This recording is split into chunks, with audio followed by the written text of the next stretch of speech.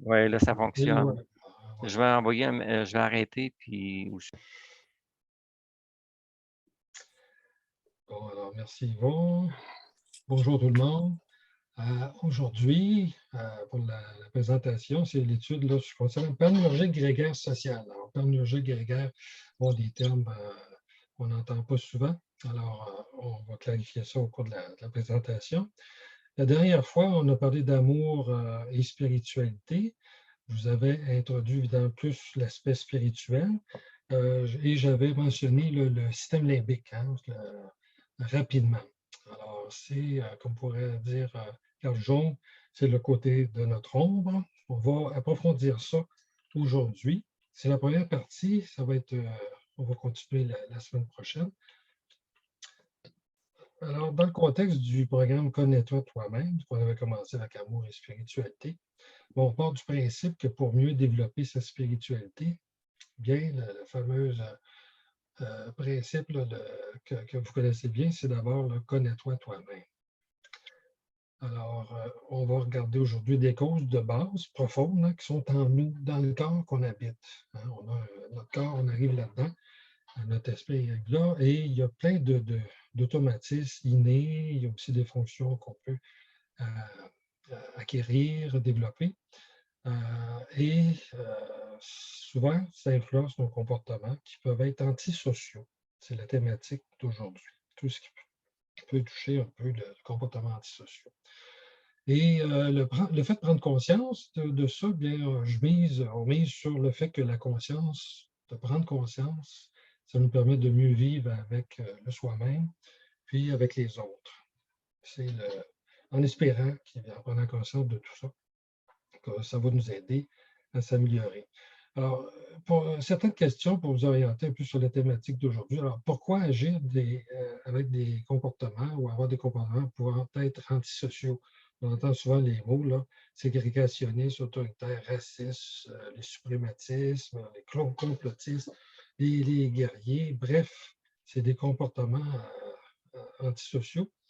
Et pourquoi encore nos tendances à s'identifier à un groupe, et souvent un groupe limité, souvent qui s'identifie à quelques sujets bien précis, qui sont quasiment de nature obsessive. Alors pourquoi nos tendances à croire, puis à agir de manière obsessive, pas seulement individuellement, mais aussi en groupe. Alors, sans prétendre qu'on va tout expliquer ça aujourd'hui, je vais vous donner des grandes bases de notre système biologique là, qui nous joue des tours souvent, alors, à notre insu. Pour la thématique d'aujourd'hui, dans la première partie, on va s'attarder pour définir tous ces systèmes-là, généraux, là, qui font que j'appelle l'autre moi-même, qui est notre partie animale, quelques définitions là, pour mettre la table, et on va embarquer dans l'instinct grégaire, détailler ça, c'est quoi l'instinct grégaire, les composants, pour arriver à les caractéristiques plus de l'humain grégaire et panurgique. Alors, il y a plusieurs éléments là-dedans qu'on va continuer dans la prochaine présentation samedi prochain. Alors, on va voir ces autres aspects-là pour toujours en espérant d'arriver à des solutions, alors limbique ou conscience, qui va terminer la deuxième partie. Comme j'avais fait la dernière fois, j'avais introduit là, nos trois cerveaux. Alors, c'est une façon un peu de présenter que le corps qu'on habite, notre cerveau, vient d'une longue évolution. Et on parle du système, par exemple, reptilien, qui est le tronc cérébral, le cervelet, là, qui est vraiment la base. Et le système limbique, qui est juste ici en dessous du néocortex. Alors, cette partie-là, ici, vous voyez ma main se déplacer.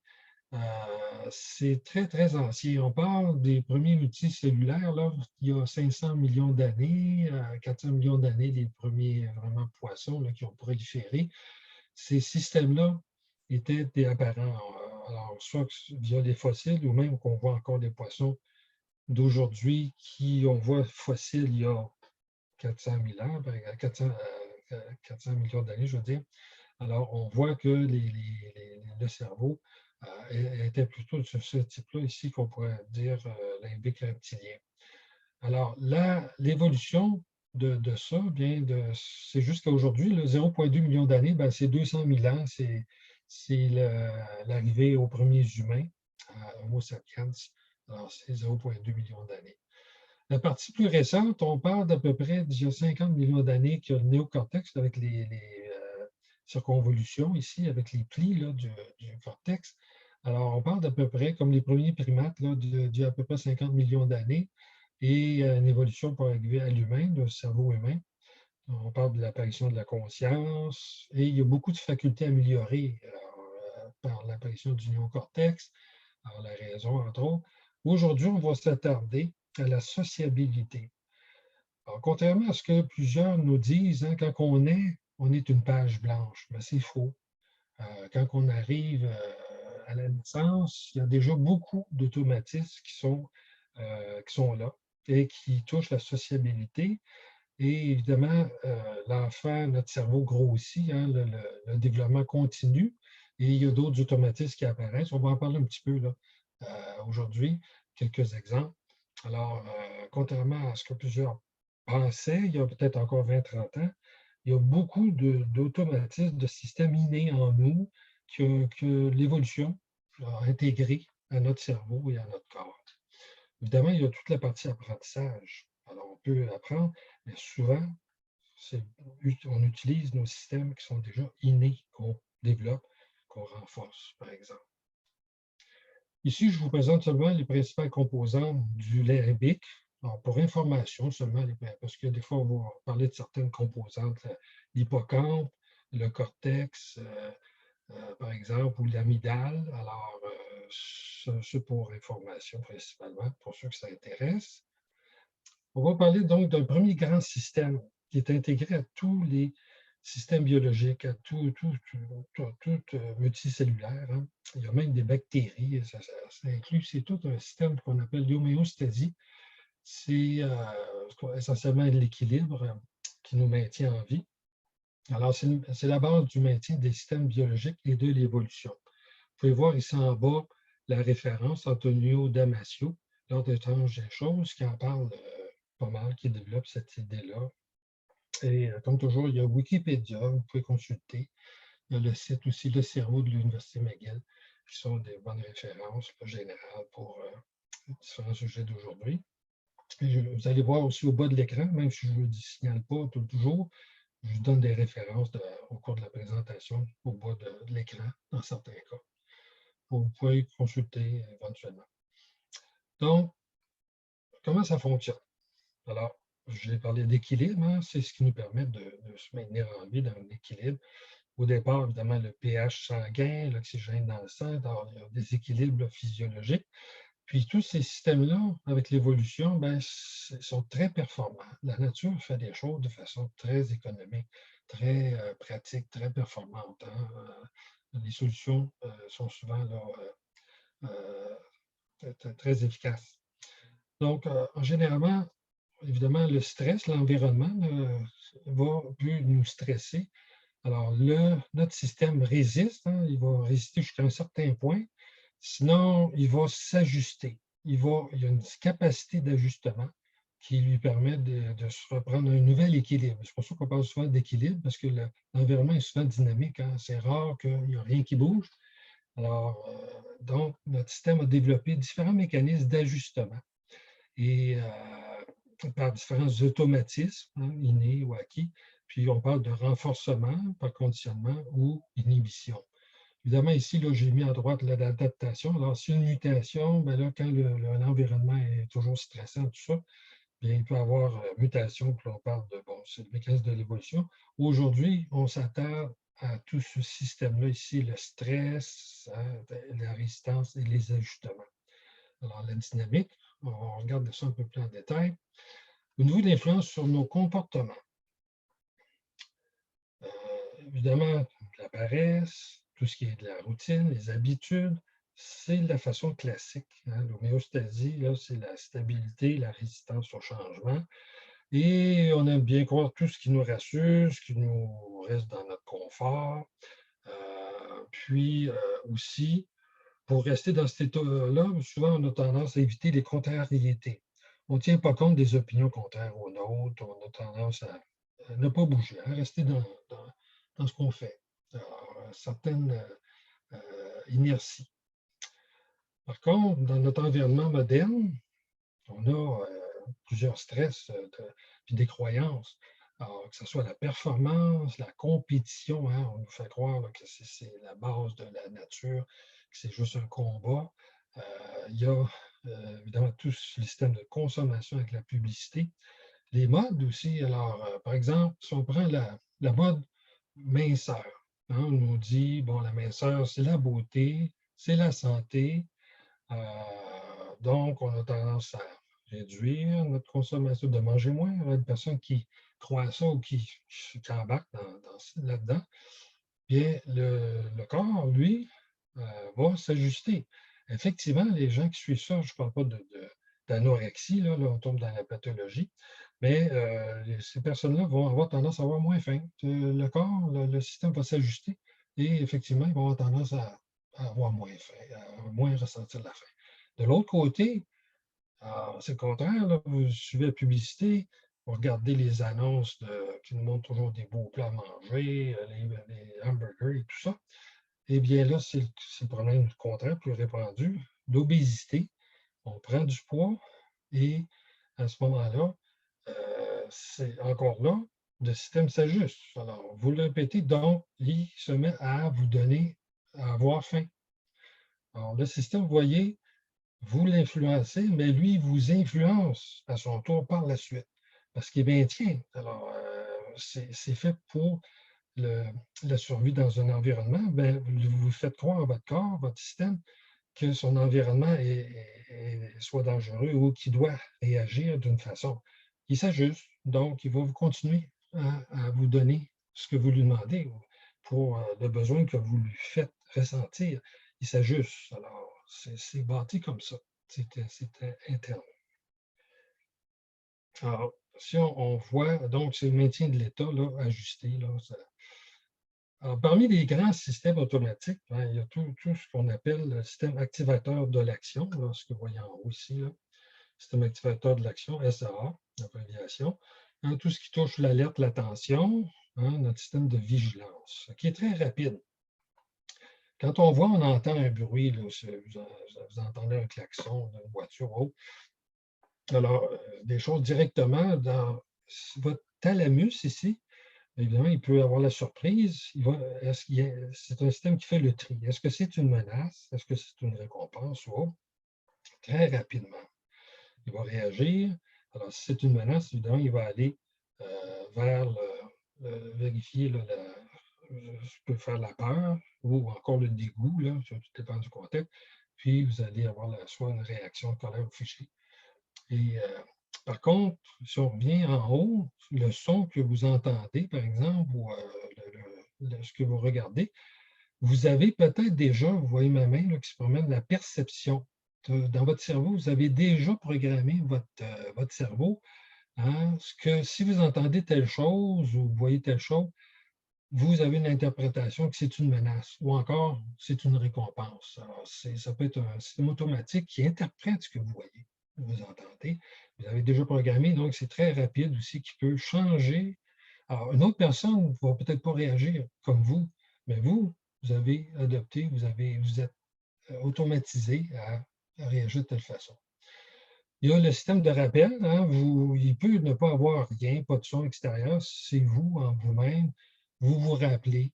Hein, alors, par exemple, c'est les personnes souvent qu'on parle qui ont des problèmes de, de, de troubles, pas psychotiques, mais voyons, j'oublie le mot, là, qui peuvent avoir. Ça répète toujours des événements douloureux ou traumatisants. Hein. Alors, ça peut être aussi juste se rappeler, tout va bien alentour de soi, mais on se rappelle d'un moment. Alors, ça active encore le thalamus, le système menace, peur et tout l'automatisme qui va avec. Ou encore, vous voyez une situation, puis là, vous anticipez un problème. Alors, donc, vous avez une grande influence sur votre système limbique pour le faire réagir. Souvent, c'est nous autres qui est la cause. Mais vice-versa, votre système aussi peut vous faire réagir dans l'autre sens, comme j'ai donné l'exemple tout à l'heure. Alors, on va aller voir le système de récompense ici, là, de 3 à 4, là, qui était un des deux chemins, là, 2 et 3 qu'on a vu plus haut. Alors, on va aller voir le système de récompense qui est un très vieux système. Alors, si on regarde, là, on a vu la vigilance, l'attention, le système de récompense, hein, c'est évidemment une action gratifiante. Ça nous motive à bouger. Il y a des besoins, on va voir tout à l'heure, là, je parlais de manger, par exemple, on va en voir d'autres. Alors, l'activation du medial forebrain, c'est le système ici que vous voyez à droite. Alors, les principales composantes, hein, je n'irai pas très loin. Vous avez ici l'aire tegmentale ventrale là, qui fait partie du système reptilien, hein, juste à la base ici. Vous avez le cervelet. Alors, tout ça, ça travaille ensemble ici pour votre système de récompense, qui est un vieux système qui est très puissant. Alors, vous pouvez avoir de la joie en même temps ici, mais pas nécessairement. Le système des émotions, il est indépendant. On va en parler à un moment donné, c'est que être dans la joie, ce n'est pas être dans le système de récompense. Vous pouvez avoir les deux en même temps, mais c'est deux systèmes. Contrairement à d'autres qu'on va voir, l'émotion joie n'est pas nécessairement associée à ce système-là. Puis une chance, alors, parce qu'il n'y a pas de dépendance ici, pas de problème à être dans la joie. Donc, vous avez le besoin, le désir de manger, par exemple, j'ai faim. Alors, vous arrangez pour aller manger, et pendant que vous pensez de manger, ben là, la dopamine, je pense que tout le monde a entendu parler de la fameuse dopamine, ben c'est ça qui vous fait ressentir le plaisir.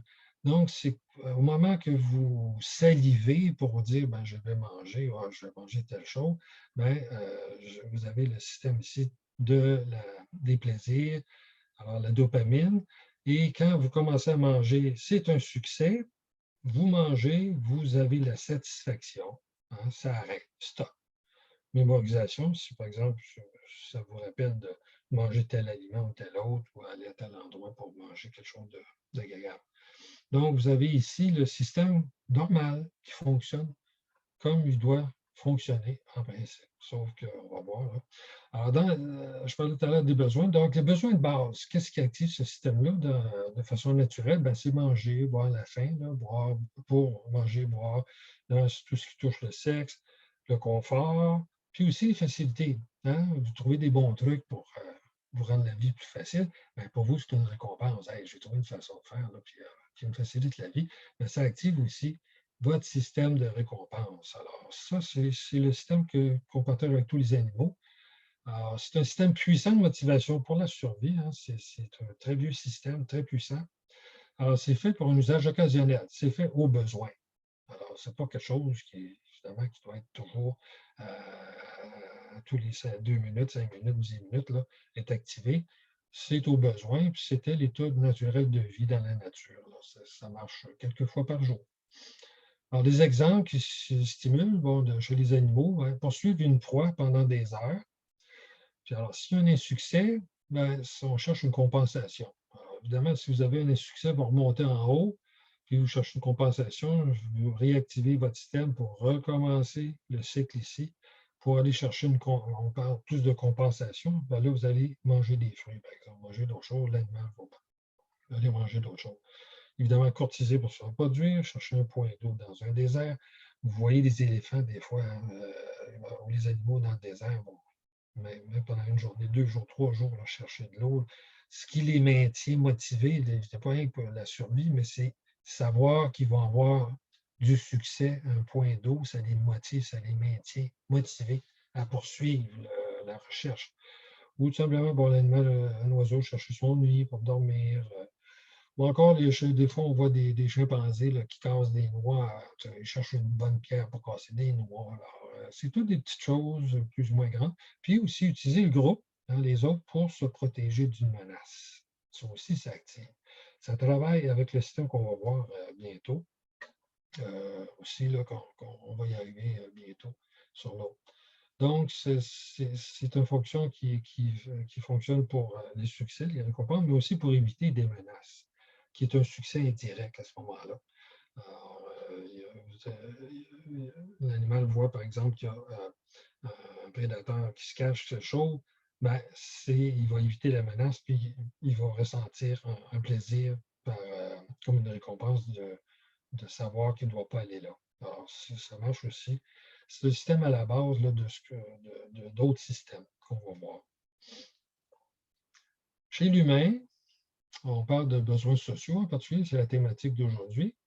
alors, qui stimule notre système de récompense, le SAR, le système d'activateur de l'action récompense. L'attention des autres.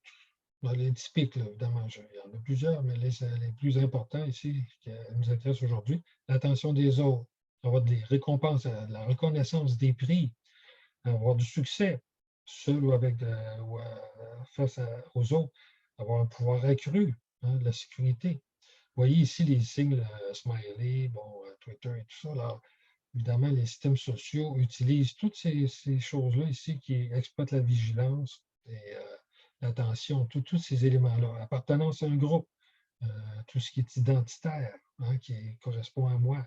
Vous voyez bien Facebook et tout ça, qui vous ramène toujours des gens semblables à vous. Être informé. Alors, être informé de ce souci chez l'animal, le besoin, là, soit pour des récompenses ou encore de menaces, compensation, comme je disais tout à l'heure, éviter des menaces. Pourquoi on est très intéressé à écouter les nouvelles? Hein, c'est toujours des mauvaises nouvelles. Pourquoi on est plus attentif à ça? C'est notre système de vigilance avec ce système-là de récompense. Parce que plus on voit des trucs ou des menaces qu'on peut éviter, c'est tout un cycle ici de vigilance avec le système de récompense, de succès indirect, éventuel.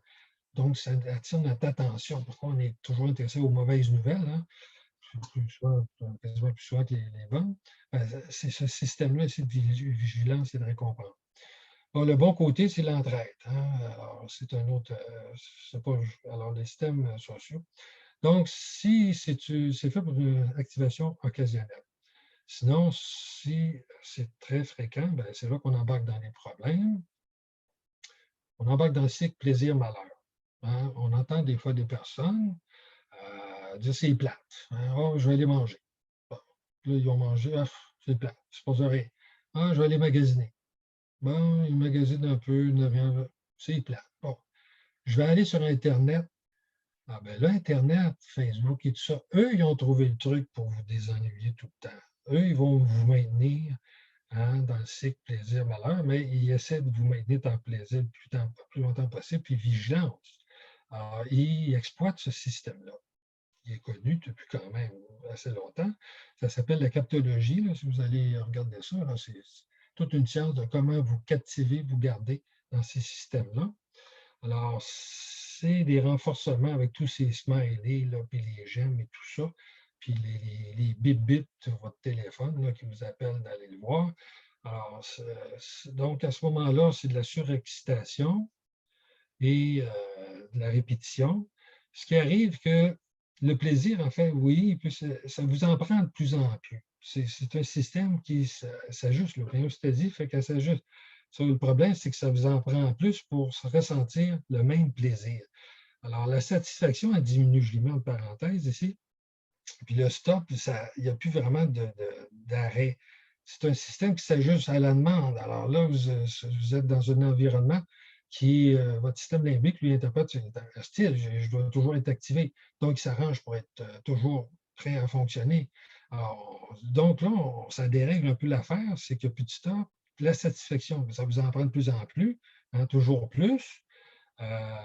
Et vous avez tous entendu parler des dépendances, hein, le manque, hein, alors, avec les drogues, hein, que ce soit les drogues douces comme le sucre, la caféine, bon, il y a l'alcool et les drogues dures aussi, c'est le même système, hein, qui est utilisé. Les jeux vidéo, hein, ils entraînent aussi des phénomènes de dépendance. 5 à 10 des humains ont tendance plus facilement que d'autres à développer des dépendances, puis deviennent rarement seuls. Quand vous avez activé ce système-là, c'est habituellement pour plusieurs dépendances. Hein? C'est pas une pour une. Vous êtes dans le cycle plaisir-malheur. Ça envahit votre vie et vous rentrez dans le cycle plaisir-malheur. Vous avez des idées fixes, hein? Idées fixes, obsession, et toujours plus. Donc, on retient ici les éléments et votre jugement est affecté. Alors, ici, j'ai mis comme un sage qui est barré. Donc, votre jugement est affecté. Alors, c'est les grandes caractéristiques du problème. L'autre système qui est branché avec celui-là, c'est le système toujours de l'activation de l'action, c'est les menaces. Alors, c'est une action requise par un danger. Vous avez la peur ou encore du dégoût. Là. Des fois, le dégoût, quelqu'un va vous dégoûter ou vous allez manger quelque chose que vous n'aimez pas. Bon, c'est tout relié. On parlait de l'amygdale tout à l'heure, ça, c'est activé, là, le PVS est rattaché à l'amygdale, aux amygdales, on en a deux dans le cerveau. Alors, première réaction, alors si vous voyez un ours, hein, vous prenez sur un sentier, vous voyez un ours, première réaction, une fuite. Après ça, c'est impossible, mais là, attaquer un ours, sûrement pas. Hein. Alors, si vous allez risquer de figer sur place, qu'est-ce que je fais? Alors là, vous tombez dans l'autre système inhibiteur de l'action, SIA.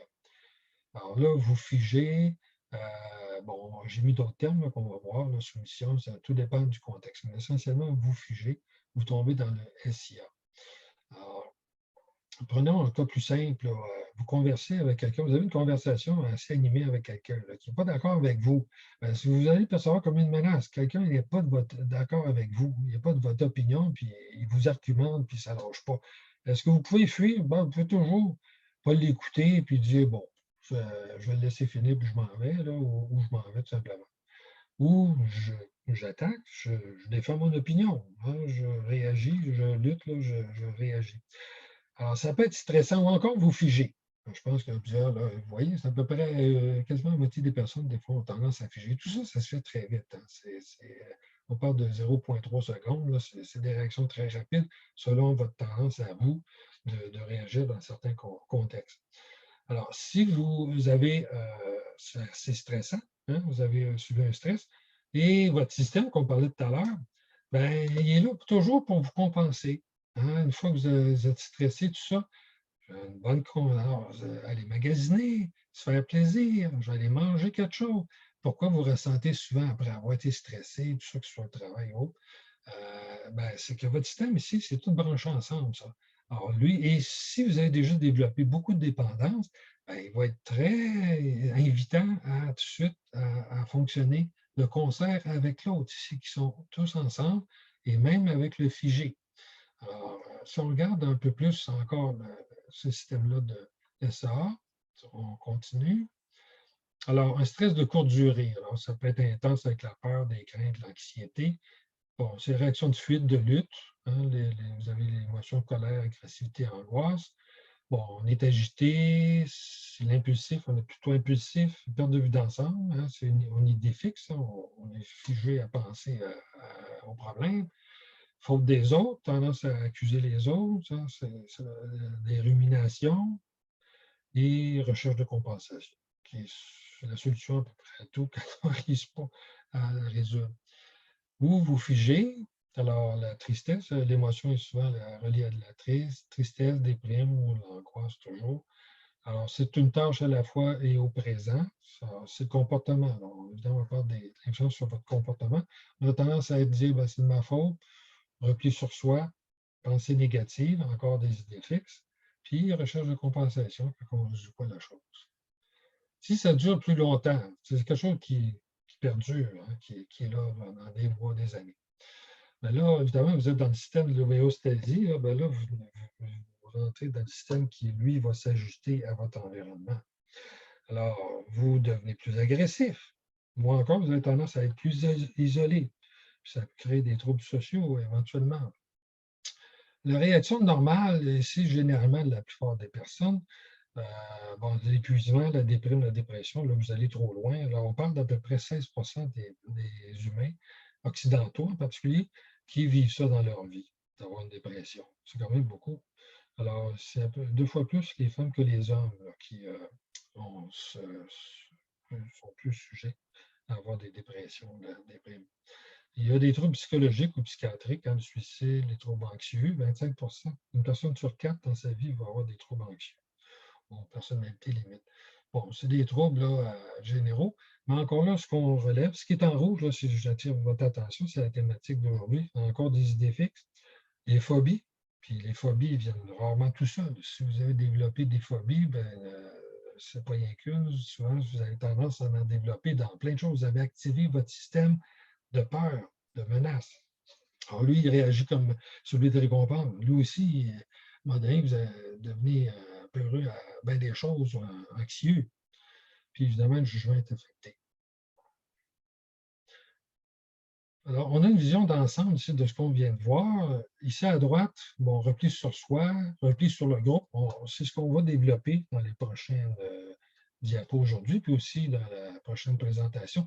Tout ce système-là, on va l'aborder aujourd'hui. Le grégarisme, qui évidemment, lui aussi, cherche des compensations éventuellement, tout dépendant du contexte. Donc, c'est repli sur le groupe.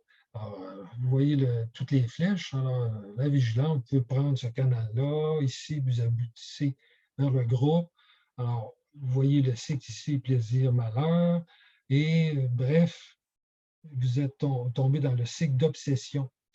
Et quand vous êtes là-dedans, ben, votre homéostasie s'ajuste, alors maintien de l'état, résiste au changement.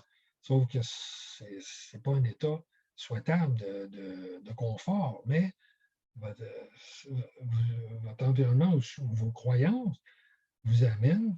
Alors, c'est soit votre corps que vous avez entraîné à réagir d'une certaine façon et qui influence votre comportement, ou encore, c'est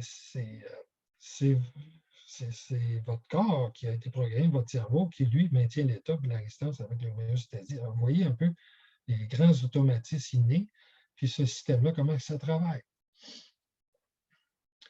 Donc, ça vous résume, en gros, ce que j'appelle l'autre moi-même, hein, le système limbique, en fin de compte. Alors, les principales composantes, l'égoïsme, le grégaire. Alors, on a vu ici les principales caractéristiques.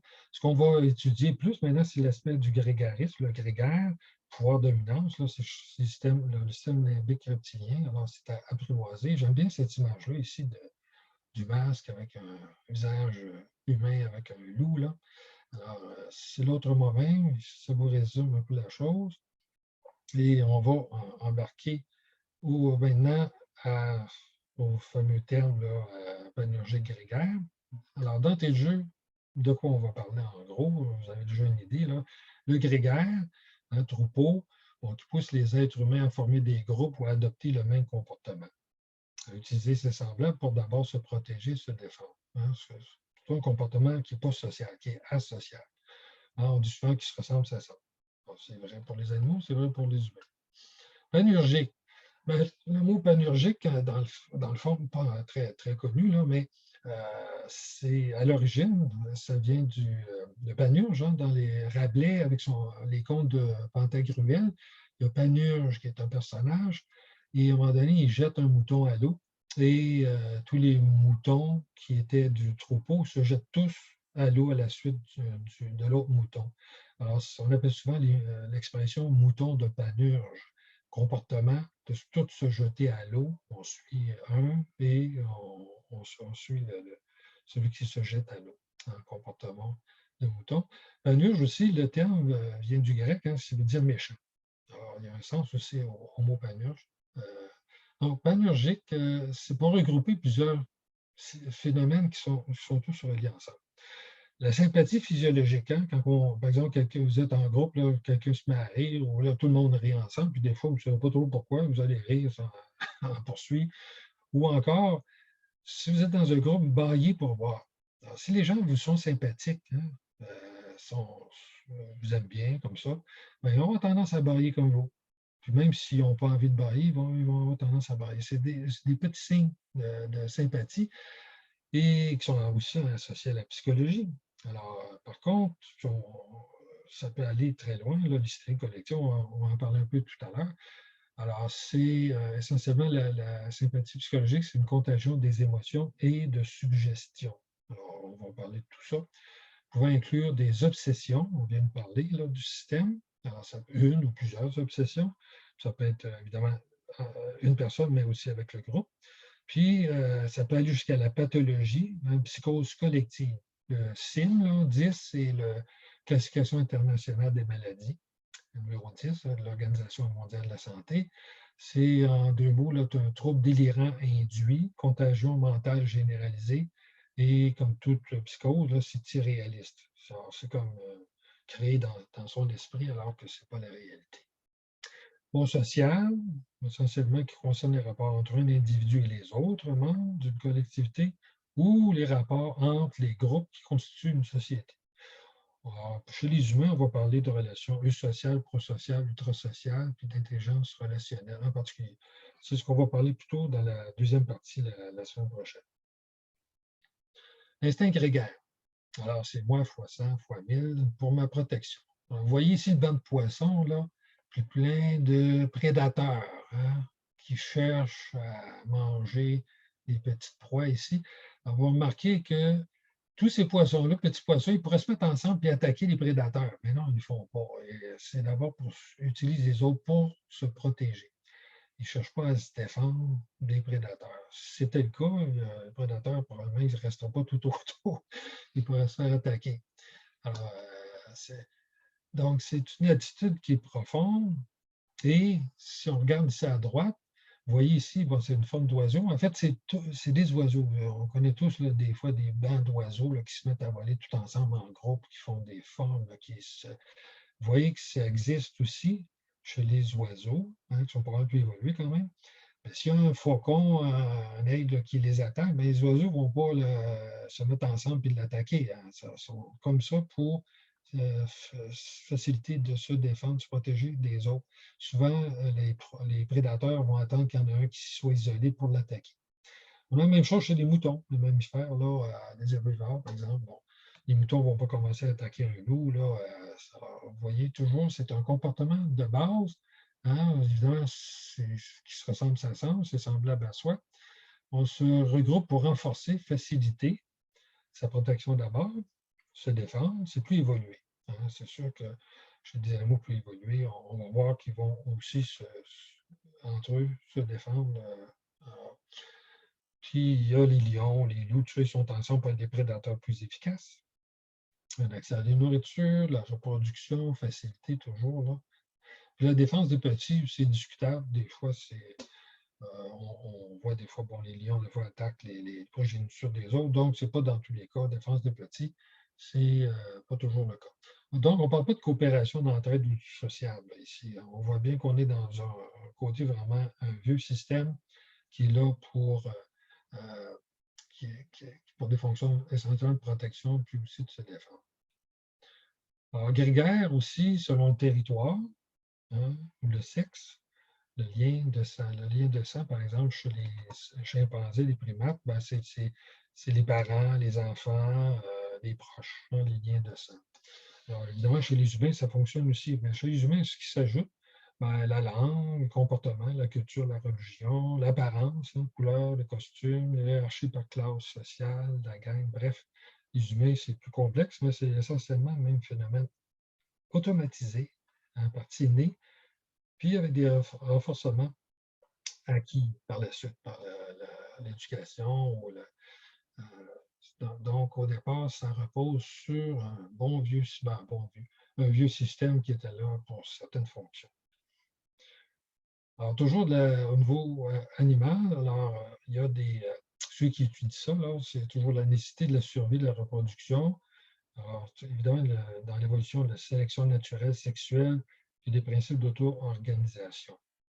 Alors, les principes de base du regroupement chez les animaux, au départ, il y a la fameuse économie. Alors, vous voyez que le système de l'homéostasie est derrière plein de choses. L'économie, coût-bénéfice, hein, les équilibres plus ou moins stables. Il y a différentes composantes ici. Bon, je ne vais pas dans les détails.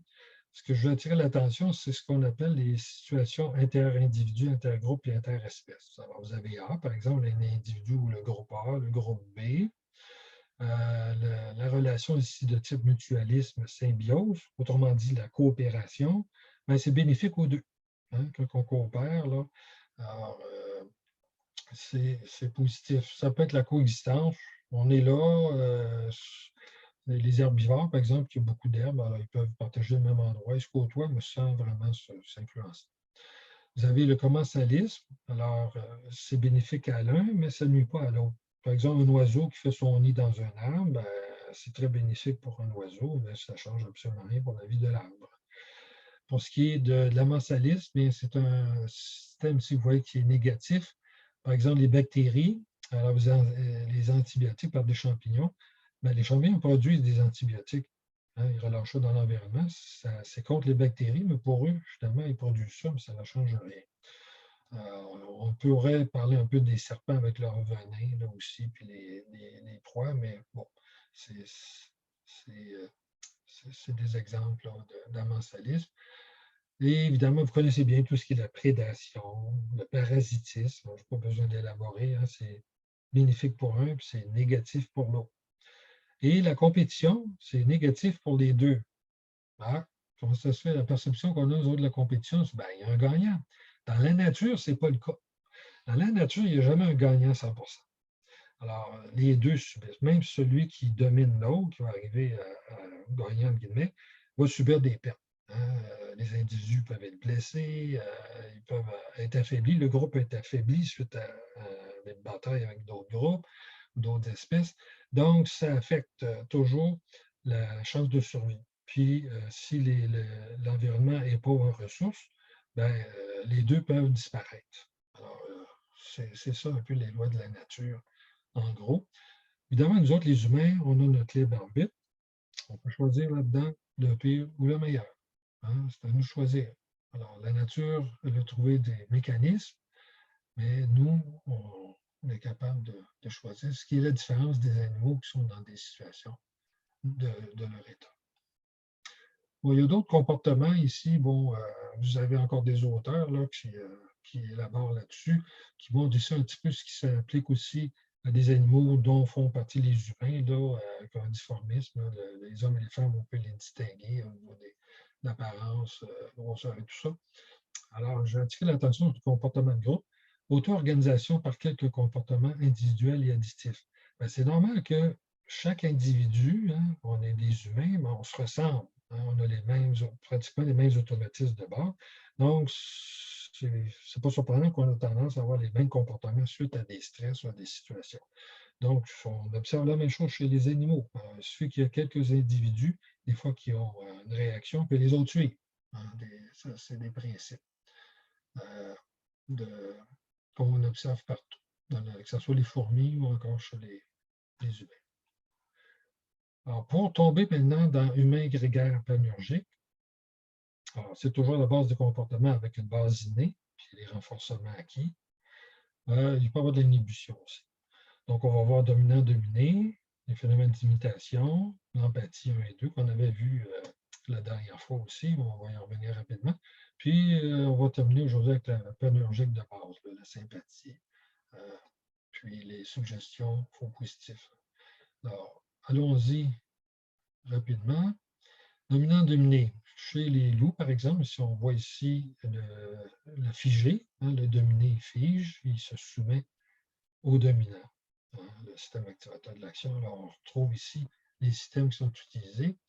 Comportement commun chez les animaux grégaires qui vivent en groupe, puis chez les prédateurs, les carnivores, les singes, puis les humains, c'est plus fort encore. Alors, c'est établi par la force physique. Puis les parenthèses, ça veut dire les liens de sang là, chez les singes. Alors, souvent, les mâles alpha, femelles alpha vont aussi avoir leurs enfants en progéniture qui vont aussi souvent hériter du même statut. Le dominant mène les attaques et les défenses. Les autres suivent. Hein? Alors, contrairement aux humains, souvent le dirigeant, il mène les attaques, mais il va plutôt utiliser les autres plutôt. Alors, mais normalement, un dominant, c'est lui qui mène le groupe pour les attaques et les défenses. Des exemples, une chef de meute chez les loups, hein, le mâle alpha, il y a une hiérarchie qui se fait. On a la même chose chez les primates. Alors, le dominé a le choix, soit qu'il fuit hors du groupe, ça arrive, hein, qu'il y en a qui vont sortir du groupe, ou il lutte, puis il gagne, devient le dominant du groupe, le leader, le chef, ou il se soumet, puis il prend sa place dans la hiérarchie, qui lui assure une protection, puis aussi une distribution ordonnée des ressources hein, pour l'ordre dans lequel il mange. Hein, le premier, deuxième, troisième, quatrième qui vont manger, puis il y en a toujours pour tout le monde. Hein, dans le groupe, là, il n'y a jamais qui sont laissés pour compte. Là, Donc, des avantages, oui. Est-ce qu'il y a des désavantages? Pas vraiment. Alors, c'est un système très bon pour les groupes grégaires. Alors, peu de compétition, hein, souvent ça se règle assez rapidement. Hiérarchie qui est stable, sélection naturelle des individus les plus forts, puis des groupes les plus forts. Donc, que des avantages. C'est un beau système bien élaboré, mais c'est un peu moins bon chez les humains. Alors, comportement évidemment chez nous, le contexte est différent parce qu'on vit dans des sociétés, hein, où un individu ou les petits groupes là, qui sont dominants, sont agresseurs, prédateurs, guerriers, sont anonymes. Hein, c'est tellement gros nos sociétés qu'on peut être anonyme, puis ou sans restriction, on passe inaperçu, ou encore les lois, nos règlements ne nous empêchent pas de continuer à faire ce qu'on est en train de faire. Alors, c'est des problèmes. Hein. Il y a, il y a beaucoup de risques de désavantages, hein, des stress négatifs, dommages aux individus puis aux groupes aussi, là, globalement, santé physique, mentale, sociale. Vous voyez ici à droite, ça vous attise tout à l'heure, je suis pas sûr que vous regardiez les images. Évidemment, ici, on comprend bien la situation habituelle des problèmes de violence conjugale et autres, que ce soit pédophilie, tout ça, là, c'est des phénomènes évidemment qui sont là-dedans. Alors, c'est soumission au dominant. Le dominé ne dénonce pas. Il est coincé, hein, il ne peut pas vraiment s'enfuir. Puis il y a des craintes de représailles, évidemment. Donc, on est ici dans le SIA, figé, soumission. Puis l'autre qui est plutôt dominant, qui est en mode attaque, menace, là, qui va menacer l'autre, puis qui lui dit, bon, ben, tu suis ce que je te dis. Mais il peut avoir une réaction différente qui change. Alors, mais il peut excuser le dominant, éprouver de l'affection, de l'admiration, de le voir comme un protecteur, un modèle à respecter, à défendre, à suivre. Ça peut être d'une personne à une personne, ou encore une personne par rapport à un groupe. Donc, vous voyez ici le SA récompense, hein, protection, soumission. Puis là, vous avez le groupe et encore l'individu ici qui se soumet au groupe. Par contre, l'individu peut choisir de rentrer dans le groupe, non seulement pour une protection, pour devenir un attaquant avec le groupe. Alors ça, c'est le SAA récompense, mais là, vous pouvez tomber dans le SAA attaque. Alors, vous voyez là les cas de figure qui peuvent arriver. C'est encore tous nos grands automatismes qu'il nous faut agir là-dedans. Alors, vous voyez, il n'y en a pas des milliers de ces grands systèmes automatiques de fond. Alors, des dommages aussi au bien-être dans notre société, soumission à des dirigeants, l'abus de pouvoir de l'autorité. Alors, par exemple, le syndrome de Stockholm, en 1973, un évadé de prison tente un braquage d'une banque et prend 4 otages qui finalement le défendront en cours de justice. Ben, les otages ont finalement en cours quand évidemment celui qui a fait le braquage a été pris. Puis, en cours, il défendait même la personne qui les avait kidnappés.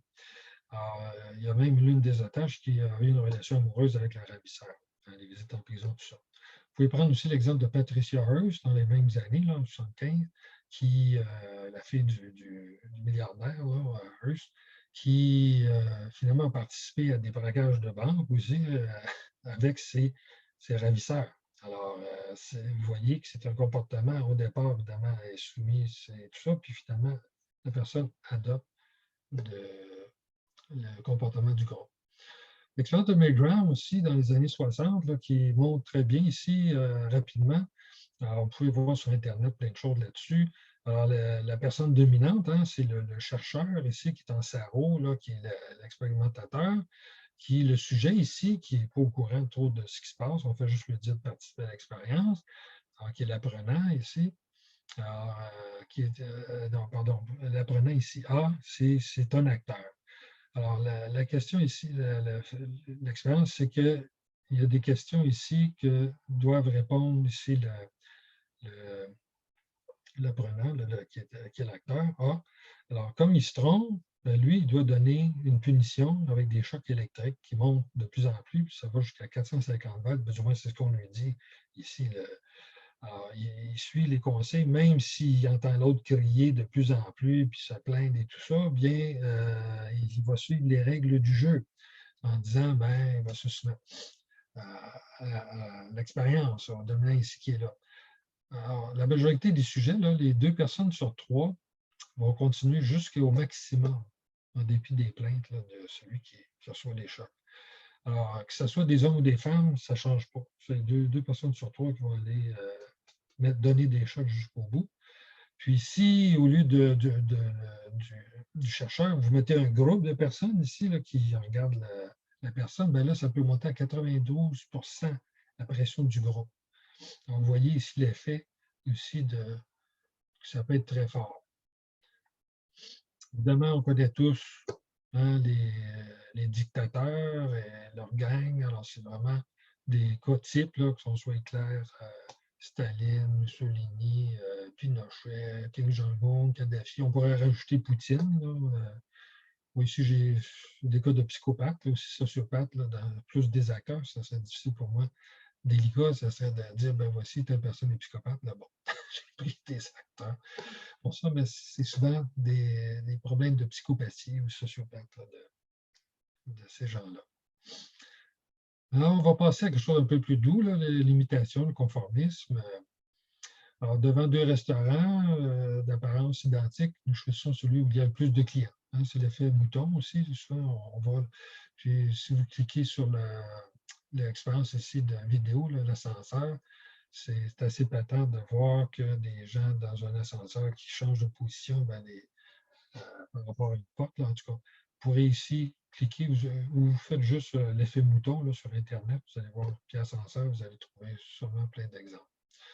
Alors, évidemment, les enfants, vous voyez en haut ici, bon, les enfants déjà apprennent très jeunes à imiter les sons, les gestes qu'on fait.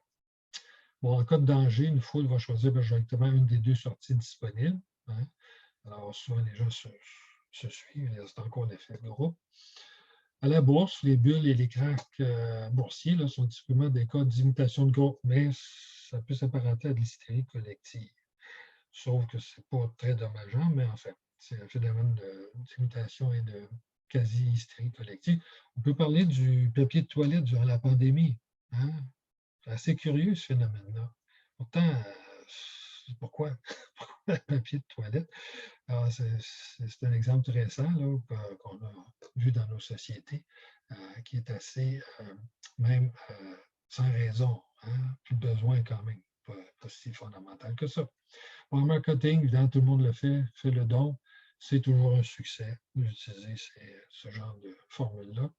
Puis lors des élections aussi, on a tendance à suivre un peu, malgré que c'est un peu moins vrai quand on est habitué de voir des sondages, on est moins influencé, mais généralement, ça fait de l'influence. Alors, il y a aussi plein d'expériences scientifiques aussi qui étudient la chose. Bon, sur le conformisme, l'expérience de H là, des années 50, c'est assez vieux. Alors, vous voyez ici la longueur de la tige.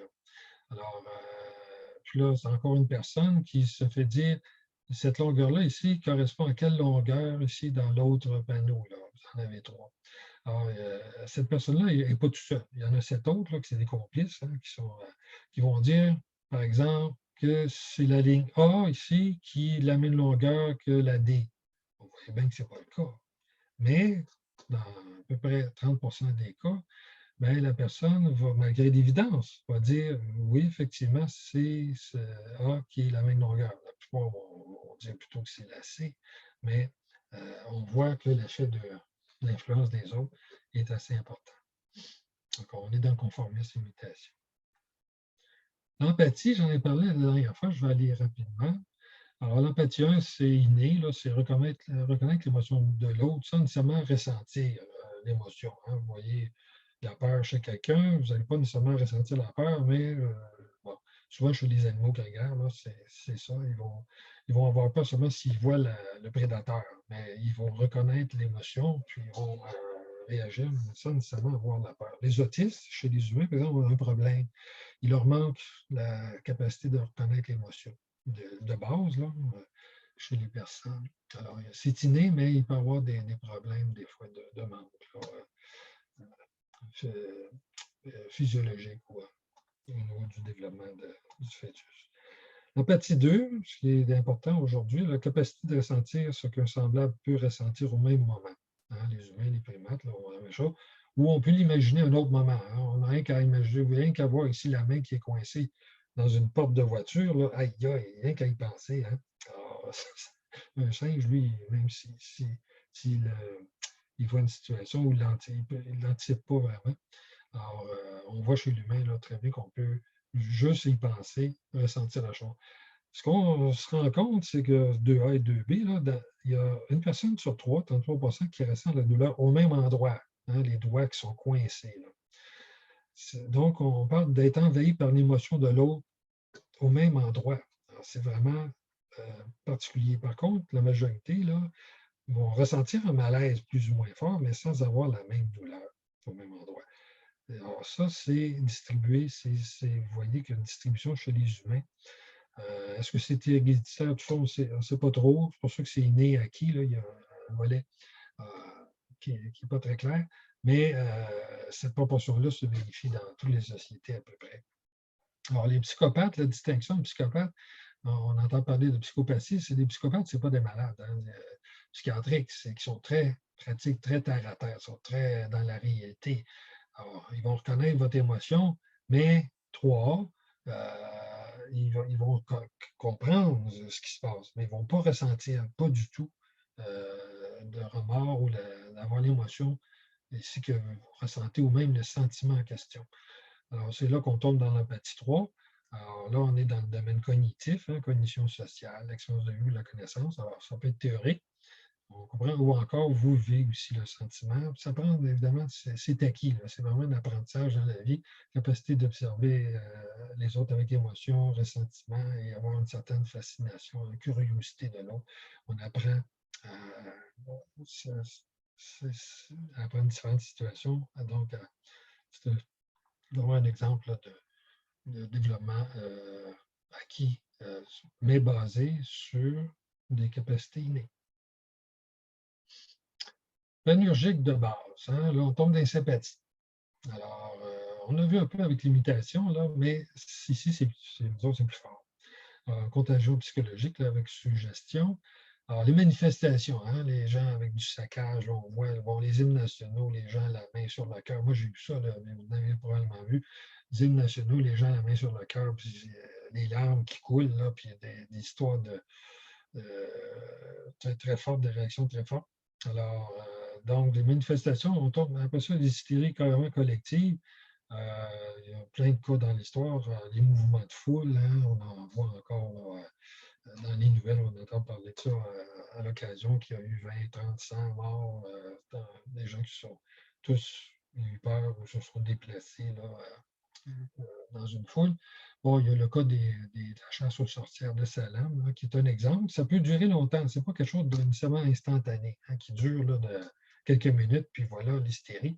Ça peut durer aussi longtemps, que ce soit aussi, par exemple, au Rwanda, le génocide. Alors, c'est un cas d'hystérie collective qui a duré, 3-4 mois. Alors, ça peut être quelque chose qui peut durer, puis on tombe dans la suggestion. Ce n'est pas juste un cas de contagion et d'émotions vite, mais aussi dans tout l'imaginaire, les suggestions qu'on va aborder aussi plus tard. Vision collective, alors le soleil qui danse dans le ciel de Fatima, et puis aussi à Sainte-Marthe-sur-le-Lac, ici au Québec, là, en 1986, il y avait une statue de la Vierge Marie qui avait pleuré des larmes de sang. Bon, on s'est rendu compte par la suite que c'était du sang de porc. C'était évidemment un faussaire qui avait fait ça. Sauf que lors du téléjournal, on voyait les gens là, qui étaient là, même un policier qui disait on a vu le ciel, le soleil danser dans le ciel. Bon, c'est pour dire l'illusion collective aussi. Alors que ce n'était pas vrai, c'est évidemment. Il y a des bons aspects ou inoffensifs. Un enfant dès l'âge de 2 ans, alors je parlais tout à l'heure des choses innées, alors, à la naissance, mais aussi quand le cerveau continue à se développer vers 2 ans. Alors, tendance spontanée à participer à des activités de groupe. On voit ça chez les animaux aussi, mais à aider pour faire un travail. Alors, ce qu'on ne voit pas chez les chimpanzés, par exemple.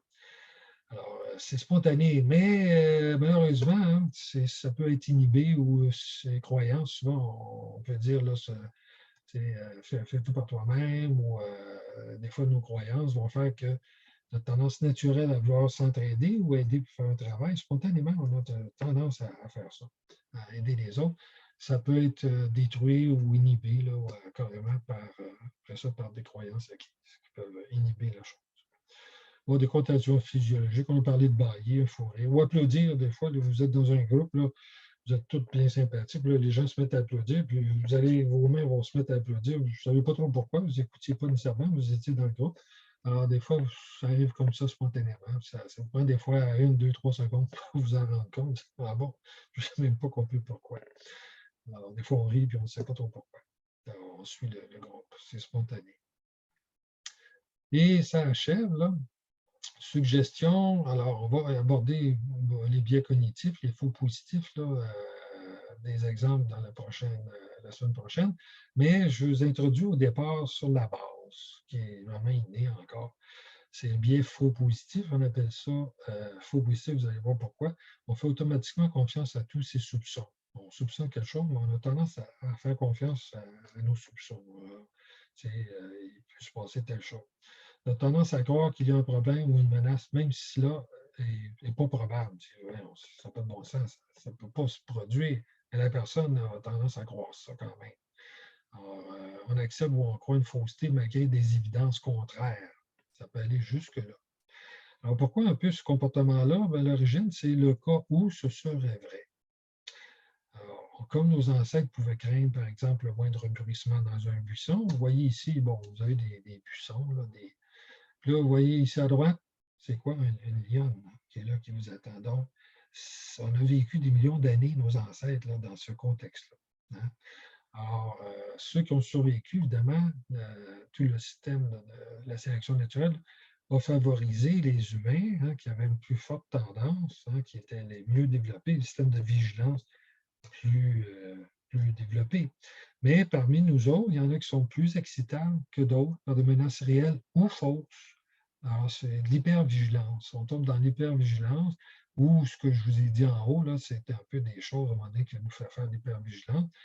Et évidemment, c'est le renforcement de nos croyances et ça peut provoquer encore plein d'autres choses, d'autres faux positifs. Alors, autrement dit, je dis que c'est positif alors que c'est faux, hein, faux positif. Alors, pour compléter ce qu'on a vu aujourd'hui, j'ai pensé de faire comme un petit quiz. Là. Je dis, bon, dans le fond, vous pourrez répondre, regarder ça durant la semaine, vous avez juste à revoir la présentation qui est enregistrée. Alors, suis-je susceptible d'être ou d'agir avec tendance assez forte à. Je ne vais pas tout vous les dire. Là. Alors, je résiste au changement, aux opinions contraires aux miennes. Bon. Mais vous avez dit oui, mais avez-vous vraiment tendance à rester? Vous êtes pas mal figé dans vos opinions. Moi, là, non.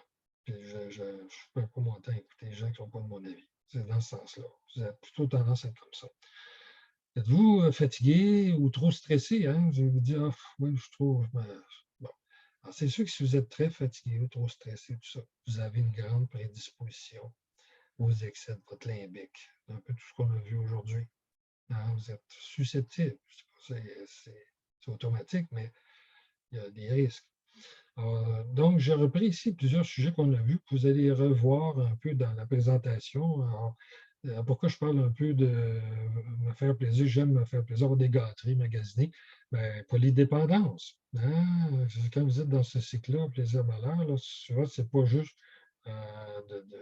au niveau de l'Internet ou autre. Souvent, c'est dans plein d'autres choses. Ça déborde de ce système-là quand il est surexcité, surdéveloppé. Alors, il y a différents éléments comme ça que je soulève. Alors, j'en ai une vingtaine. Et la semaine prochaine, on va faire un peu le tri. Donc, si oui, à plusieurs cas, bien, vous êtes plus susceptible des excès de votre système limbique qu'on a parlé aujourd'hui. Puis qu'on va parler aussi la semaine prochaine. Alors, les obsessions, système de récompense, système encore de figé, d'inhibition, menace, le gap énergique. Alors, c'est des termes qu'on a vus, les principales caractéristiques aujourd'hui. On va en voir d'autres la semaine prochaine qui sont plus rattachés au niveau de notre néocortex. Mais aujourd'hui, on a vu beaucoup ce qui est rattaché au système limbique, principalement. Alors, la prochaine présentation, c'est le samedi prochain.